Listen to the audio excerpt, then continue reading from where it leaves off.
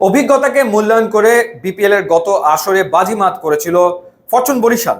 এবারও তারা হেঁটেছে একই পথে এবং তারা এবারও গুরুত্ব দিয়েছে অভিজ্ঞতাকে। স্কোয়াডের দিকে তাকালেই সেই ব্যাপারটা আসলে স্পষ্ট হয়। এবং দ্বিতীয়ত হচ্ছে তারা কোর টিমটাকে ধরে রাখার চেষ্টা করেছে এই আসরে। আমরা যদি স্কোয়াডটা নিয়ে আলোচনা করি, তামিম ইকবাল অধিনায়ক, তিনি আবারও মাঠে ফিরেছেন এনসিএল টি20 দিয়ে, সেখানে তিনি রান করেছেন। মুশফিকুর রহিম আরও একজন এক্সপিরিয়েন্স ক্রিকেটার তাদের লাইন আপে রয়েছে। এছাড়া তাওহিদ হৃদয় রয়েছে। তাওহিদ হৃদয় এই বছরে বাংলাদেশের পক্ষে টি20তে সবচেয়ে বেশি রান করা ব্যাটার এবং বিপিএল এ গত দুটো সিজনে দুর্দান্ত পারফর্ম করেছেন তাওহিদ হৃদয়। মাহমুদুল্লাহ রিয়াদ আরও একজন অভিজ্ঞ ক্রিকেটার, তিনিও বরিশালে রয়েছেন এবং এবছর ওয়ানডে ক্রিকেটে বাংলাদেশের পক্ষে সবচেয়ে বেশি রান করা ব্যাটার মাহমুদুল্লাহ রিয়াদ। তার সাথে যুক্ত হয়েছেন তানভীর ইসলাম, নাজমুল হোসেন শান্ত।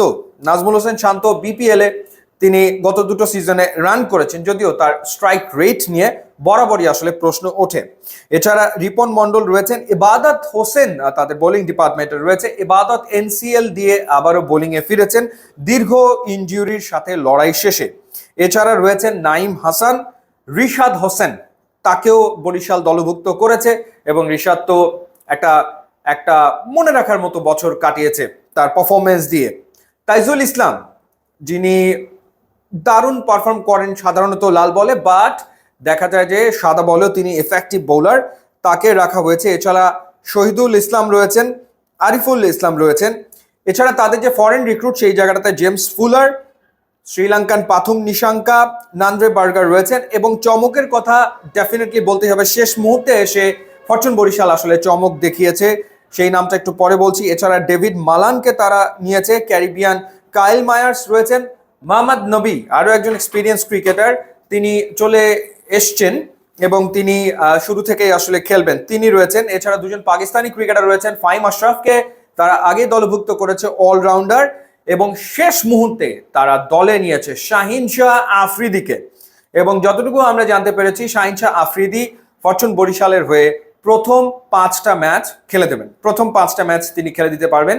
সুতরাং সেই ক্ষেত্রে ফরচুন বরিশাল একটা ভালো শুরু পেতেই পারে, সেই সম্ভাবনা ডেফিনেটলি আসলে রয়েছে। সো এক্সপিরিয়েন্স ক্রিকেটার পর্যাপ্ত স্কোয়াডে। ইয়াংস্টার্সদের ভিতরে ফর্মে থাকা ক্রিকেটারের কথা যদি বলা হয়, সেই জায়গাটাতে অবশ্যই রিশাদ ইজ দেয়ার। তাওহিদ হৃদয় ইনজুরির কারণে ওয়েস্ট ইন্ডিজের বিপক্ষে সিরিজটা মিস করেছেন, বাট একটা ট্রিমেন্ডাস বছর তিনি কাটিয়েছেন ব্যাটিং পারফরমেন্সে। 3টা 50 ছিল ন্যাশনাল টিমের জার্সিতে, তিনি দুর্দান্ত আসলে খেলেছেন। So overall Fortune Barishal balanced একটা দল নিয়ে আরও একবার এবারের বিপিএল এর মাঠে নামছে এবং তাদের পক্ষে আসলে শিরোপা ধরে রাখা খুবই খুবই খুবই সম্ভব। এবং সেই ক্ষেত্রে টুর্নামেন্টে একটা ফ্লাইং স্টার তাদের প্রয়োজন পড়বে। এখন দেখার ব্যাপার সেই ফ্লাইং স্টারটা তারা আসলে পায় কিনা। ইউটিউব ইনস্টাগ্রাম লিঙ্ক দেওয়া আছে, যোগ দিলে খুবই খুশি হবো। And thanks for watching.